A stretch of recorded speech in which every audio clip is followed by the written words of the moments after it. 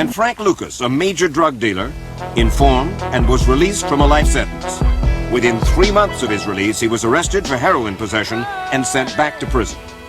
Again, Bob Fisk, the former U.S. attorney from New York, the man who put Barnes away. Should Nicky Barnes have his sentence commuted? Should he get out of prison for the help that he has given the federal government? People got mad when Frank Lucas passed away, and I said that he had been a big informant and against all street guys and no police, but there you have it. That's from a 60-minute story about Nicky Barnes. Frank Lucas definitely told on a bunch of people. One of the cases that was, I remember I read about it, and I was like, wow.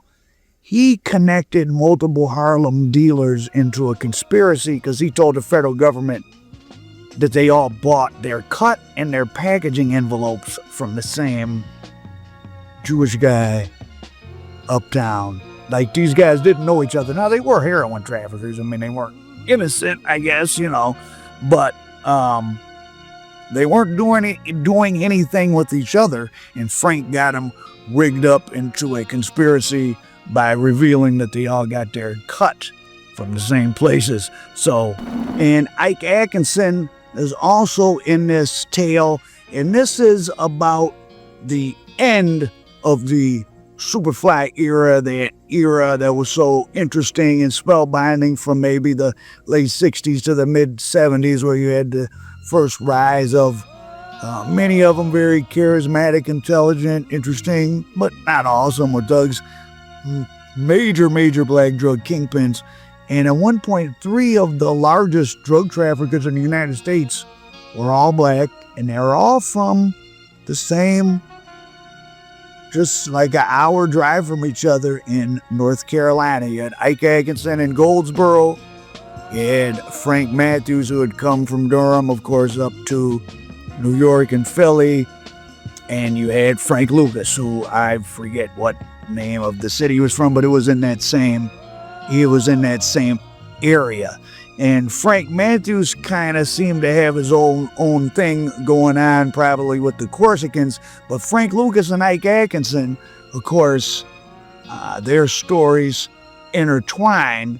And before we get into that, here's to show you how much money was floating around and what sort of level these traffickers were on. Here's a news story about Ike Atkinson being the victim of a crime that the federal government was investigating. TV5 News Scene Special Unit has learned that the FBI and a United States Senate subcommittee are investigating an elaborate hoax in which a major narcotics figure imprisoned here in Atlanta was duped out of at least $100,000. Investigators have been told that as part of the scheme, Atlanta lawyer Stanley Galkin arranged for someone to visit the Atlanta Federal Prison while masquerading as a high-ranking government official. Here's TV5's Richard Belcher. The central figures in the investigation are Atlanta lawyer Stanley Galkin and convicted narcotics smuggler Leslie Ike Atkinson. Atkinson was housed at the federal penitentiary here when the hoax is believed to have taken place, either in March or April of last year. Investigators from both the FBI and the Senate Investigations Subcommittee have been told that Galkin promised Atkinson he could deliver the smuggler's freedom in exchange for a huge sum of cash. Atkinson hesitated, so Galkin offered to prove his influence with the Carter administration by bringing to the prison the Associate Attorney General of the United States. The real Associate Attorney General was and is former Atlanta lawyer Michael J. Egan, but he had never heard of Stanley Galkin. Galkin knew that, but Leslie Atkinson did not. On the appointed day, a man believed to have been a close Galkin associate arrived at the prison, and the masquerade began. The imposter walked into the prison entrance, flashed a set of credentials, and signed the visitor's register as Michael J. Egan, United States Justice Department. The meeting was brief but apparently impressive. The heroin dealer believed his freedom was imminent. A down payment of $100,000 was authorized, though some sources say the loss to Atkinson may have run as high as 8 to 10 times that amount. After the incident, Galkin reportedly expressed the fear that Atkinson would have him killed, but Stanley Galkin stayed alive while Leslie Atkinson stayed in prison. And as always, don't forget to subscribe and share this video. Let's get Al Prophet to 1 million by the end of 2025. Subscribe. An FBI official in Atlanta has confirmed the Bureau's investigation and its interest in Stanley Galkin. But the FBI would not identify Galkin's associate, the masquerader who took part in the Ike Atkinson hoax. Associate Attorney General Egan acknowledged that he is aware of the FBI investigation of the hoax, but he did not elaborate. The FBI has been investigating the case for several months now, but it has not been referred for criminal prosecution. If that is done, the charge would apparently be impersonation of a federal official. Even if there are no criminal charges, both the FBI and the Senate Investigations Subcommittee are known to be aware of other serious allegations relating to the Galkin-Atkinson relationship. So Ike Atkinson was such a fat target in terms of just being seen as having so much money and being a guy who was more into trying to bribe and pay his way out of trouble than homicide his way out of trouble, which Frank Lucas and Nicky Barnes were known for. And so these guys, well, a real lawyer who was in trouble financially brought in this guy to try to pose as somebody. I'm not sure what ended up happening with them. But, okay, so if you don't know who Ike Atkinson is, if you remember the movie American Gangster, Denzel, Frank Lucas goes over to Thailand and he meets the people in the jungle.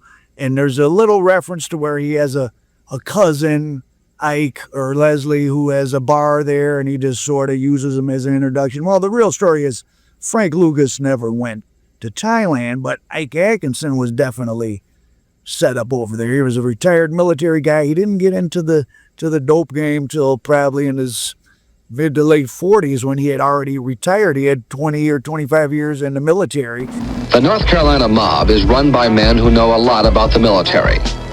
10 of the top men in this organization are former sergeants in the Army or the Air Force. Federal authorities identify this man as the head of the North Carolina mob. Leslie Ike Atkinson, Goldsboro, North Carolina, former Master Sergeant, United States Army.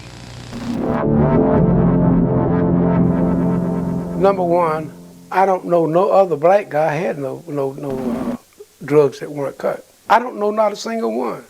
I've been in Marion, I've been in Atlanta, I've been in Lewisburg, stationed in these places and everything like that. Until his retirement last year, Martin Pera directed the federal government's investigation of the North Carolina mob. Pera says law enforcement officials were slow to acknowledge the importance of this new mob because its leaders are black, not mafia members. To start working on these upstarts, on these new people, wasn't interesting because you got the most points for working on a good mafia guy who had been memorialized as a bad guy from way back. There was like a lot of, not just black, but a lot of retired black non-commissioned officers that were kind of into gambling, and they would gamble with each other, and they would be in Germany and Thailand.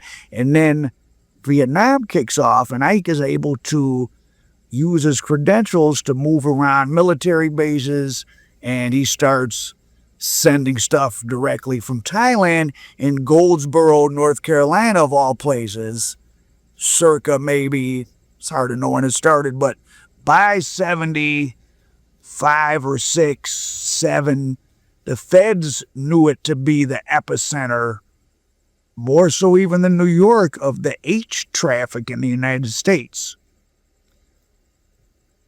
So as you can see from that report, the federal government took Ike Atkinson's activities and others around him very, very seriously. I mean, there was spin-off other soldier groups around Ike, like a guy named Dan Birch. They hit him for bringing in like 100 keys a year. And remember, we're talking about untouched H straight from Thailand. One key of that back then that they were probably paying $5,000 for in Thailand. By the time it hit the streets, maybe $500,000. So just enormous sums of not just money, but profit was being made. But I never met a black dope dealer that said I had some pure stuff. Not one. Every situation comes up, it's always that damn fool, they just keep cutting it and cutting it and cutting it and cutting it. If you want it, you can take it. If you don't, you don't. Is this network of black, non-commissioned military officers still active today? Oh, yes, I would say so. This is black organized crime. Yes, in a nutshell, that's exactly what it is. There have always been blacks in organized crime operations, but never at the top. This new mob has already staked out much of the heroin business for itself, and authorities say it is beginning to use its well-disciplined organization to compete with the mafia in other areas of criminal activity. The North Carolina mob is this country's newest organized crime family.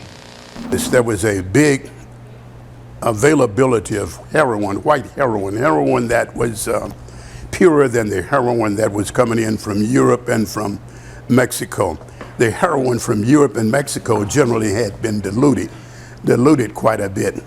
But in the area, the heroin was coming over that was very pure. Two major traffickers involved. One was Leslie Atkins, and the other one was Herman Jackson. And reportedly, both had a club over in Thailand. But the Leslie Atkins and Herman Jackson, they were major violators. It never crossed my mind to take off. I always felt that one of my lawyers would get me out of this. And John, my lawyer in Florida's father was also a district court judge, but not over our district here. He was out of middle district, like out of Minnesota and places like that. And I had John McConnell in this law firm here, and the lawyer I had out of Fayetteville, Numbox, and everything like that. I felt that I might have to do 3 or 4 years, but I was going to get out. These pictures were made with a special night lens in Fayetteville, North Carolina, a center for a new mob that is now competing with the American mafia. The leaders of this organization are not from New York or Chicago. They are from small towns in North Carolina. They are black, and they have become rich by taking away from the mafia much of the heroin business in this country. The man on the left is an undercover narcotics agent. He's had little trouble buying heroin in North Carolina. Using a concealed camera, NBC News filmed the agent receiving a packet of heroin. What the agent bought was $100 worth of heroin, a tiny part of the hundreds of millions of dollars worth of heroin this new mob has smuggled into North Carolina and then sold through its own nationwide network of street dealers, most of them from North Carolina. This is the way much of this new mob's heroin arrives in this country, in planes like this one, an Air Force jet carrying military cargo. The genius of the North Carolina mob has been its ability to use the American military to move its heroin from Southeast Asia to this country. We have several military bases in the state of North Carolina. Rufus Edmiston, the Attorney General of North Carolina. We've even had drugs coming in dead bodies. They come in chair legs. They come in duffel bags with fake bottoms. And it's not that we don't welcome the military in North Carolina. It's simply a fact of life that does make the importation of heroin very easy. Atkinson is now in federal prison, but authorities believe he still runs the North Carolina mob. It was during the that Atkinson and the other sergeants formed their tightly knit organization. Black soldiers scheduled to leave were recruited as heroin couriers and became soldiers in the North Carolina mob. Harold Beauchamp is now in prison. He went AWOL and worked in the heroin business. Once you have gotten to the position of sergeant, then you have a relative freedom. And in that time, you have learned the military. Therefore, you make the military work for you. So you got another sideline, which is narcotics that you make work for you long in the military line. What's the chance of being caught by military police? Nil, unless you're stupid. For the North Carolina mob, even the tragedies of the war were turned into opportunities to move heroin. But you put drugs in the coffins? Of course, you put it in the coffins. Why? I mean, you're not harming anyone, are you? I mean, half of the time you'll find that that is the best way. Fort Bragg, North Carolina, one of the bases used by the North Carolina mob in its heroin operation. And the Army says it no longer sees any evidence of large-scale heroin smuggling here. It hasn't gone away, and it never will. It is at the level now where it's infinitesimal, and we do not really have a problem on heroin or even cocaine within the U.S. Army establishment at Fort Bragg. But federal and state investigators say even though the military is out of the North Carolina mob is still operating out of other overseas bases. And another person that he set up, and that was important to his plea bargain, because Frank, when he was at Rikers and also when he was at MCC, the Metropolitan Correctional, where Epstein took himself out, well, I think that one replaced the one Frank Lucas would have been in. He was allowed special phone privileges. He was allowed a lot of visitors. And Frank and Ike, again, very sophisticated. They were doing stuff with their lawyer. They were using lawyers and other people to kind of work deals while they were both locked up. And Frank sent, I think he had a lawyer bring a guy to meet Ike. Ike was already in it. Ike got a 25-year sentence in maybe 76 and was in Atlanta USP. Frank set up a 13.3 key buy. Again, huge loads coming in. I mean, these are large amounts. And I mean, Frank Lucas really did control that black in Harlem, and the blue magic was legendary because he was getting it from Ike. He was one of him and Frank Matthews, probably two of the few that were getting it untouched. Few other people, maybe Detroit, maybe Nicky Barnes. But anyways, so Frank Lucas definitely set up Ike Atkinson. He just all came out in court, and they would see each other in Atlanta USP during a brief time Frank was there. Courtney Brown Sr. said that the New York guys told everybody, stay away from Frank, we'll take care of him. But nobody did anything to him because they were probably afraid to, because he was protected by the government. And then he was released by 81. Frank Lucas got 40 years in the feds. He beat a Fed case in like 75 at trial. And there was a lawyer who testified for him. That lawyer, and helped him beat the case, that lawyer ended up getting hit with like 35 counts of perjury. I think that lawyer was connected to the lawyer that tried to scam Ike Atkinson. And then the next year, Frank went on trial again, and he was turned in by some Italians. So, you know, people try to rank about who the blacks, the Italians, the this, the that, they snitch, they don't snitch. You know, it's all kind of the same stuff. It's based on really personal loyalty. People seem like they won't snitch maybe on a family member or if you're part of an ongoing criminal thing. But a lot of these guys did a lot of shady things behind the scenes, and they were still working with each other, even though they knew, some of them knew that, oh, well, you snitched over here. People are still like that because when you have very large amounts of D-rugs, there's only so many people that can sell them and get them. So you're kind of part of the dope game on a high level is dealing with people that are probably dealing with the police. You just got to hope they're not going to make you one of their victims. But so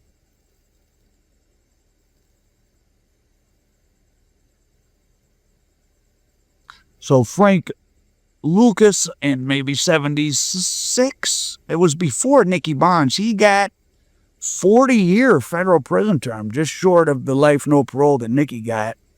And then he got 30 years in the state of New Jersey, which was supposed to run consecutive to the federal one. So he was going to be gone forever. This was, they had just, starting in the early 70s, they started coming up with these laws. That's why Frank Matthews skipped, where these guys were going to get amounts of time where they weren't going to get out of prison. I mean, Herbie Sperling, the Jewish supplier of a lot of these guys, he went in 73. He died about 3 years ago. Guess where he was at? He was still in federal prison. He did 48 years or something like that. So Frank Lucas had, circa 1977 or so, he had a 40-year and a 30-year sentence to do. He was out by 1981. And like it said right there, he didn't take him but a few more months to get back in trouble. And he then just was kind of a bum. And when when that Superfly article was written in '02 that led eventually 5 years later to the American Gangster movie, he was living in like a public housing. I think his payment for the movie was $900,000, and they bought him a house. He ran through the house. He ran through the money. And in the end, well, I was sitting in, me and Ron Shepsick, when we were doing the Frank Matthews story. We were down in Durham, so we went to see Ike.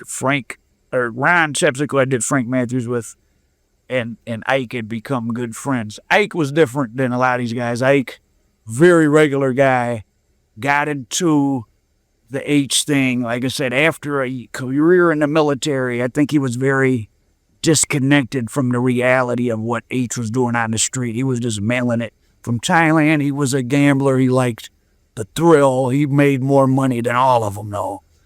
And anyway, so we're sitting in Ike's. At this point, he had just served about 30-some years, because Ike got 25 years in the 70s, and he caught he catch 2 more conspiracies? He at least caught 1 more conspiracy while in prison, and he didn't get out till like 2008. So he was living in a little $500 a month apartment because he had his military pension, because he had worked before he got into the street life, well, he wasn't in the street life, but until he got into the dope gang. So he had a military pension, and he seemed pretty happy. But anyways, we're sitting in Ike's apartment, and this is in the aftermath of American Gangster coming out, where Frank Lucas has stolen Ike's story, basically. So there's going to be no Ike Atkinson Hollywood movie. And the phone rings, and it's Richie Roberts, the real-life version of the character Russell Crowe, the cop, the white cop in American Gangster. He kind of stayed friendly with all of them because they all made money together for the movie. And he acted as, remember, he became a lawyer in the movie. He acted as Frank Lucas's lawyer in 09 or 10, 11, whatever year this was, probably 2010. Frank Lucas had a son who wasn't named Junior, who I guess had some disability, I don't know, mental or physical. And Frank Lucas Sr., as he had already in a couple years run through all the money, was stealing his son's disability check. So he got put on probation for that at the end of his life. And the Puerto Rican wife, the beautiful woman that was in the movie, she middleman the yayo deal a couple years after that, and she had to go do a couple years in the feds, like from 2012 to 2015 or something. So, and Ike, again, was living off his military pension. Nicky Barnes, we found out when he died, he had been living, I think, in Minnesota in a witness protection. He was a greeter at Walmart. So, did crime pay? I mean, when your money is ill-gotten gains, people want lawyers, and everybody feels like they can take it away from you. Or they don't feel bad stealing and tricking you out of it because they don't think you earned it. And one more lawyer story. I should do a story on this guy. Gino Galena. Kind of the inspiration for the character of the Sean Penn lawyer character in Carlito's Way, which for me is one of the top couple gangster movies. If you haven't seen Carlito's Way, please watch it. But Sean, it's set in the late 70s. Sean Penn plays a sleazy, horrible lawyer. But that's how Gina Galena was. Remember the scene where there's a scene Sean Penn has taken $1 million from this mobster, Tony Taglialuccia, to bribe the judge. He kept the money. So Tony T is like, the lime pits, the contract's already down, the lime pits are already dug, and he makes the Galena character break him out of Rikers Island. But in real life, the Gino Galena went to see Frank Lucas, and Frank Lucas hit him and said, "Where's my money?" He was holding some of Galena's money, or Galena was holding maybe $1 million of Frank's money. Galena was gunned down several weeks after that. Now, Galena was also a snitch against some of his mafia clients, so many people had a reason to want to take out Gino Galena, who I should do a story on, the inspiration for David Kleinfeld in in Carlito's Way. And just a note on,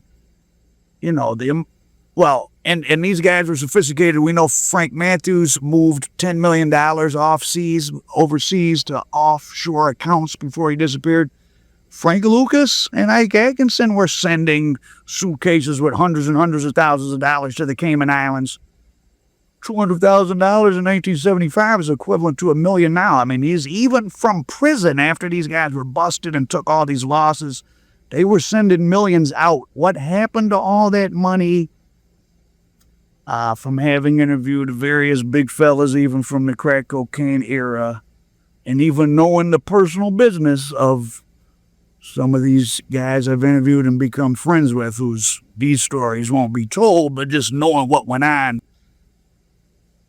People's family members steal wives, mothers disappear with millions. Like, when your money was from ill-gotten gains, a lot of people find it easy to justify stealing it from you. So a lot of backstabbing going on. Ike Atkinson was kind of a different kind of guy.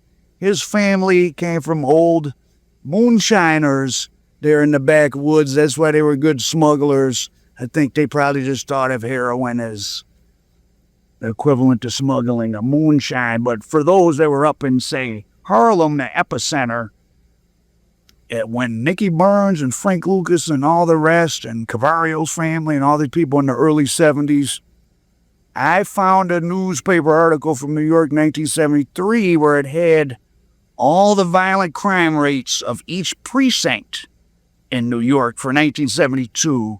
And the central Harlem, it was a 28th, there's three precincts, the 28th, the 30th, and the 32nd. They all were extremely high. One of them, like a half square mile, 50,000 people, 100 murders in a year. As far as I've looked at a lot of data of at the precinct level, because comparing cities, how violent they are, well, comparing L.A. to St. Louis, well, L.A. is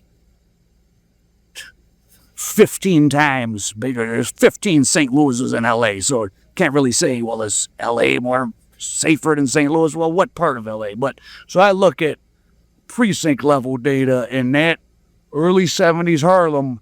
I've never seen anywhere, even like Southeast D.C., parts of New Orleans, the other places that got up the highest, even those were not quite as high as Harlem in the early 70s. So that glamour we see from that era, there was a lot of pain and suffering on the bottom of the pyramid.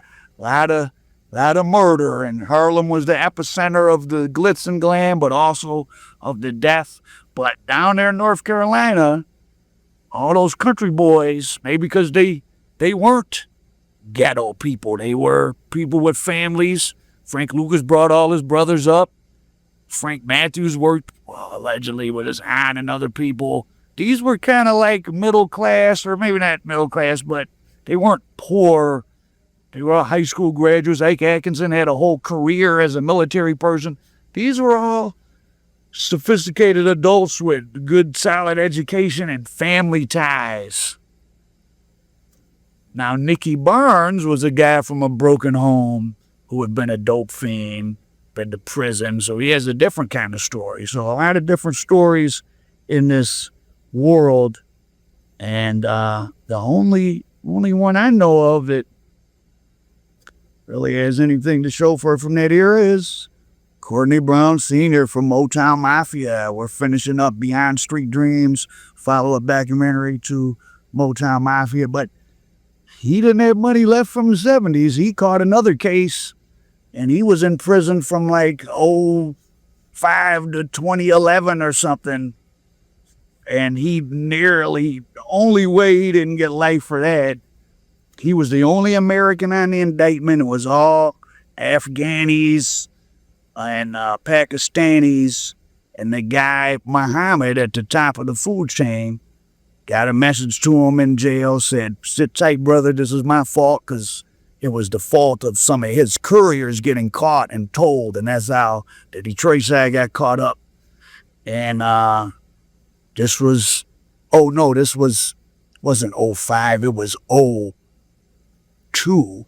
So this was when the hunt from bin Laden was on, and the dope had been coming out of, or the people sending it out of Waziristan. That was the border between Afghanistan and Pakistan. Muhammad, whether he gave real info or fake info, or he gave some type of intelligence about bin Laden, and they all got the sweetest deals. Courtney Brown Sr. did the most time he gave, because he had already been to prison for being a kingpin in the 70s.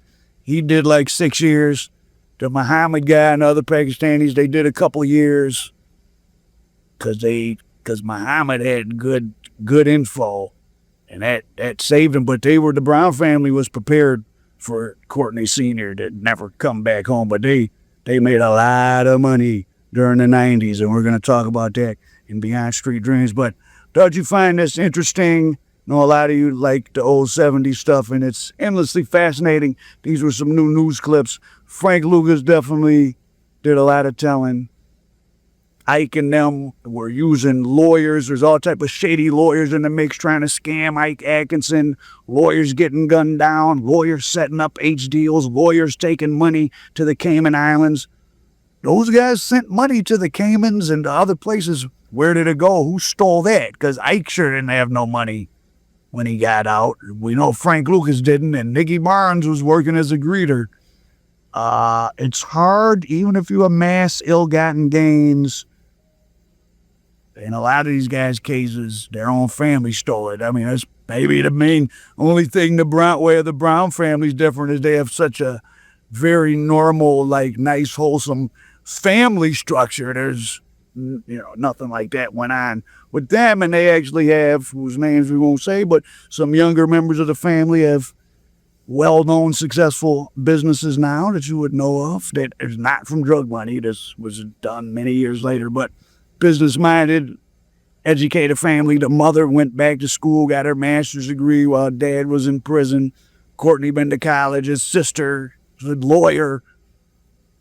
So they moved up the social food chain, but almost everybody else, no matter how much they made, there was so much backbiting and lying between them, and it was sad. I mean, I want to say I felt sorry for Ike Atkinson. I mean, he sent a lot of heroin to the United States, but I don't think he almost damn near didn't know really the impact that was having, because he was over in Thailand sending it, but he was the black guy. Him and Frank Matthews definitely made the most money and operated on a different mental level. No known violence associated with Ike. And, but yeah, so there's a quick tale from the Superfly era. Al Prophet, American Dope. Be on the lookout for Beyond Street Dreams. Street dreams. And there's 1,000 games to play until you play your life away. Street dreams means you can pass the time. Street dreams, nickel 20s, dimes. Street dreams, better grab them for your own, or you're gonna feel the cold. There's always love for sale. The Dolman's fairy tale, Prince Charming, greedy smile behind a silver spoon. And if your face is young, your song